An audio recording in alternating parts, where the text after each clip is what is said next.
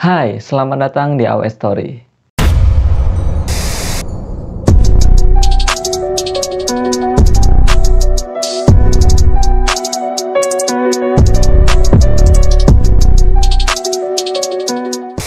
Oke, di video ini gue akan ngebahas fakta-fakta menarik dari urban legend Jepang, yaitu Jinki Ninki, yang mana Jinki Ninki adalah cerita mistis yang dipercayai oleh masyarakat Jepang. Sebenarnya banyak sumber yang menceritakan tentang kisah Jinki Ninki ini. Jadi jika pembahasan gua ada yang kurang, tolong kalian tambahkan di kolom komentar di bawah. Sebelum ke pembahasannya, jangan lupa klik tombol subscribe dan aktifin loncengnya. Oke, kita langsung ke pembahasannya. Yang pertama, apa dan siapa Jinki Ninki? Di dalam bahasa Jepang, Jinki Ninki yang artinya iblis pemakan manusia. Nah, menurut cerita rakyat setempat, Jinki Ninki ini adalah sosok iblis yang senang tinggal di tempat-tempat yang dikaitkan dengan mayat, seperti pemakaman, kuil, dan medan pertempuran. Jinki Ninki diceritakan memiliki penampilan seperti manusia. Namun yang membedakan ini, dia memiliki kulit yang pucat, gigi dan kuku yang tajam. Nah, fungsi dari gigi dan kuku ini untuk mereka yaitu untuk mengkonsumsi mayat manusia dengan cara merobek dan mencabik-cabik mayat yang dimakannya. Pada saat siang, mereka ini bersembunyi, namun pada malam hari, iblis ini akan berkeliaran untuk memakan mayat-mayat tersebut. Jinki Ninki dipercaya bisa membuat manusia takut hanya dengan menatapnya. Ya, namun secara umum Jinki Ninki ini enggan menyerang manusia dan dia ini lebih suka mengkonsumsi orang-orang yang sudah mati. Jinki Ninki juga bisa berubah wujudnya menjadi tak kasat mata atau bahkan menjadi seperti manusia normal hingga waktu tertentu. Nah, dengan cara ini Jinki Ninki bisa masuk ke kawasan padat penduduk tanpa dicurigai.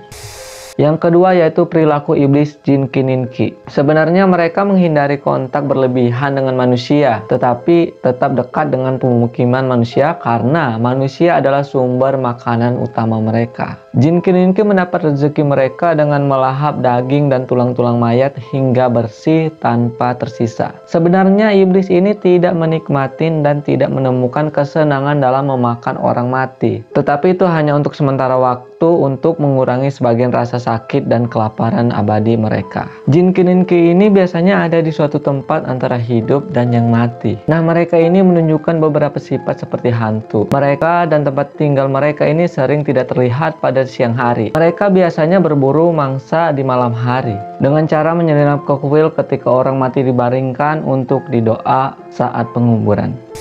Yang ketiga yaitu asal-usul Jinki Ninki. Sebenarnya ada 3 versi cerita yang berbeda mengenai asal-usul iblis ini sih. Yang pertama, menurut salah satu legenda, Jinki Ninki awalnya hanyalah manusia biasa yang berprofesi sebagai pemuka agama. Namun karena dia terjerumus dalam praktik korupsi, arwahnya ini tidak memasuki alam sesudah kematian dan dipaksa mengembara sebagai hantu yang rasa laparnya tidak akan pernah bisa dipuaskan. Yang kedua, legenda lain menyebutkan kalau Jinki Ninki ini awalnya adalah manusia yang melakukan kanibalisme semasa hidupnya. Saat dirinya meninggal, dia pun bangkit sebagai hantu yang harus memakan daging manusia. Dan yang ketiga mengatakan bahwa Jinki Ninki ini terkena kutukan ilmu hitam atau kekuatan goib yang tidak sejalan dengan agama. Jadi dosa selama hidupnya yang telah menentang Tuhan, dia pun dikutuk untuk menjadi iblis yang selalu merasakan kelaparan. Nah, dapat disimpulkan dari ketiga cerita asal-usul tadi, yaitu sama-sama menggambarkan Jinki Ninki sebagai iblis yang mempunyai rasa lapar yang tak berkesudahan. Yang keempat, mampu melumpuhkan manusia dengan tatapannya. Seperti yang gue jelasin tadi, iblis ini bisa melumpuhkan manusia dengan tatapannya. Ketika ada manusia yang terlihat dan menatap mata Jinki Ninki, tubuh manusia tersebut akan serasa tiba-tiba menjadi kaku dan tidak bisa digerakkan. Bahkan mulut mereka ini tidak bisa berkata apa-apa. Nah, uniknya, karena korban Jinki Ninki adalah manusia yang telah mati, maka manusia yang telah melihat Jinki Ninki tersebut masih dapat selamat meski mengalami shock yang sangat berat. Yang kelima, pengakuan orang yang melihat Jin Kininki. Oke, mungkin ini nanti jadi pembahasan terakhir yang lumayan panjang. Soal sosok Jin Kininki ini, ada satu pengakuan orang yang telah melihat sosok Jin Kininki. Orang tersebut bernama Muso Soseki. Nah, pengakuan dari Muso Soseki ini adalah pengakuan yang dipercaya masyarakat Jepang, yang mana ini terjadi di abad ke-18. Saat itu Muso Soseki adalah seorang pemuka agama. Dalam cerita tersebut dikisahkan dia tersesat di tengah hutan saat melintasi pegunungan. Nah, saat hari mulai gelap, tiba-tiba dia dikejutkan bertemu dengan seorang petapa di sebuah kuil. Dia pun meminta izin kepada petapa tersebut untuk menginap. Tetapi petapa tersebut menolaknya dan menunjukkan lokasi desa terdekat di sana. Hari pun semakin gelap dan mau tidak mau Soseki tidak punya pilihan dan menuju ke desa tersebut. Nah, sesampai di desa tersebut, dia pun disambut hangat dengan orang warga desa di sana. Namun saat bertemu dengan anak dari kepala desa, Soseki mendapatkan kabar bahwa warga desa akan pergi meninggalkan desa untuk sementara waktu di malam ini. Nah, hal itu dilakukan karena ayahnya baru saja meninggal dan sudah menjadi tradisi setempat jika ada orang yang meninggal, maka warga akan meninggalkan desa tersebut jika tidak ingin ditimpa nasib buruk. Karena Soseki merupakan pendatang, maka dia diperbolehkan untuk tetap tinggal di sana. Sontak Soseki menerimanya dan dia menawarkan diri untuk melakukan ritual pemakaman atas jenazah, mengingat dia adalah seorang pemuka agama. Ketika warga desa telah pergi meninggalkan desa, dia pun menyiapkan berbagai keperluan untuk menggelar ritual pemakaman. Namun tiba-tiba pintu kuil tersebut terbuka dengan sendirinya. Nah, Soseki ini pun syok dan kebingungan. Tak lama kemudian dia melihat sosok manusia berkulit pucat datang merangkak ke arah mayat tersebut. Dia pun mencoba untuk bersikap tenang. Namun saat makhluk tersebut menatapnya, tiba-tiba dia merasa kalau tubuhnya ini tidak bisa digerakkan dan bahkan mulutnya nggak bisa berbicara. Dengan lahapnya mayat kepala desa itu dicabik-cabik dan dimakan hingga nggak tersisa. Tak lama kemudian sosok tersebut pergi ke hutan sambil membawa persembahan yang sebelumnya diletakkan di atas mayat. Setelah sosok itu pergi, barulah tubuh Soseki kembali bisa digerakkan. Nah, tak lama kemudian Soseki langsung berlari ke arah hutan untuk melihat kemana sosok tersebut pergi. Namun dia tidak menemukan apa-apa. Keesokan paginya, warga desa mulai berdatangan.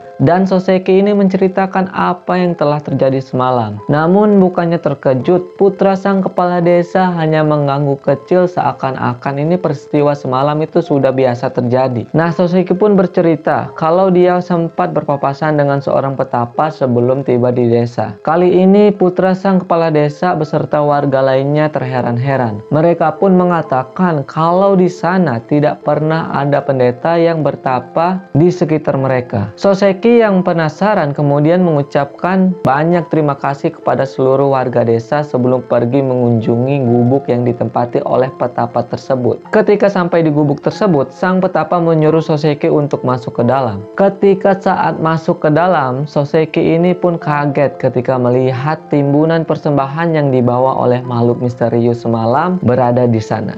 Nah, sontak Soseki yang ketakutan ingin buru-buru pergi. Namun sang petapa gubuk meminta agar Soseki tetap tinggal di sana. Petapa tadi akhirnya menjelaskan kalau dulunya dia ini merupakan seorang pendeta di desa setempat. Namun karena terbuai dengan kekayaan dunia sehingga dia menjadi tamak dan dia menerima kutukan hitam dan harus melanjutkan hidupnya sebagai sosok Jin Kininki. Seketika petapa tersebut berlutut di hadapan Soseki sambil meminta maaf sebelum kemudian dia menghilang. Nah, itu tadi adalah pembahasan urban legend Jepang tentang 5 fakta Jin Kininki. Dengan kelima pembahasan tadi menjadi cerita rakyat atau cerita legenda yang sangat diakui di Jepang. Ya emang ya ceritanya nggak terdata secara detail. Misalnya kayak tahun kejadiannya itu kapan, tempat kejadiannya itu di mana, atau nggak selengkap kasus-kasus yang ditangani oleh hukum. Ya mungkin itu karena kejadiannya lama banget sih, sekitar di abad tahun ke-17 sampai 18. Lagi pula ini adalah urban legend, yang mana ceritanya terbentuk bukan berdasarkan dari data yang valid, tapi cerita ini terbentuk dari mulut ke mulut dan tersalur ke beberapa generasi hingga sekarang ini. Mungkin kalau di Indonesia ceritanya itu kayak kuyang, kuntilanak, atau pocong, yang mana ceritanya terbentuk bukan berdasarkan data yang valid juga kan. Jadi mau percaya atau enggak, gua ingatin ini hanya cerita urban legend. Tapi seenggaknya cerita ini dapat menghibur kita semua pecinta hal-hal yang creepy. Atau mungkin cerita ini bisa jadi teman saat mimpi buruk kalian. Oke, gimana pendapat kalian tentang Jin Kininki ini? Atau mungkin Jin Kininki ini bukan makhluk halus, bahkan seekor hewan yang spesiesnya belum ditemukan? Apapun pendapat kalian, silahkan komen di bawah. Kalau kalian suka, like video ini dan share juga ke teman-teman kalian yang suka tentang hal-hal creepy. Oke, saya Aji dan sampai bertemu di malam selanjutnya. Bye.